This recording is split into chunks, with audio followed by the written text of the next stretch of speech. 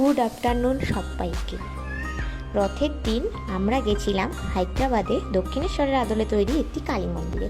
আমরা রেডি সেডি হয়ে বেরিয়ে গেছি আমাদের ছোট্ট বাহনটিকে নিয়ে।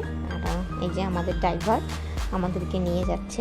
আমাদের ঘর থেকে জায়গাটি অনেকটাই দূরে ছিল, আমরা সেটা প্রথমে বুঝতে পারিনি। তো অনেকটা দূরে গাড়ি চালিয়ে যাওয়ার পরে ফাইনালি আমরা সেখানে পৌঁছে গেছি। চারিদিকে দেখছি অনেক মানুষজন এসেছে, অনেক গাড়ি। রথের জন্যই এত ভিড় হয়েছিল। আমরা যাওয়ার আগে রথ বেরিয়ে গেছিলো, আমরা রথ দেখতে পাইনি। শুধুমাত্র আমরা মা কালীকে দর্শন করে ফিরে এসেছিলাম।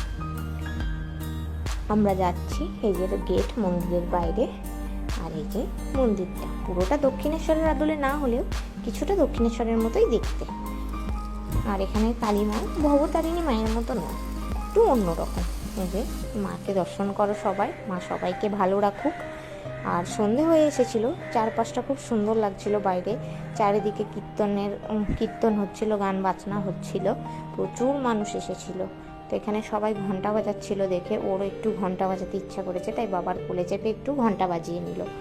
আর এখানে আমরা বসেছিলাম এক জায়গায়, সেখানে গান হচ্ছিল বলে ওর একটু নাচতে ইচ্ছা করছিল, তাই নেচেও নিয়েছে। ভিডিওটি সবার ভালো লাগলে লাইক একটা কমেন্ট করবে।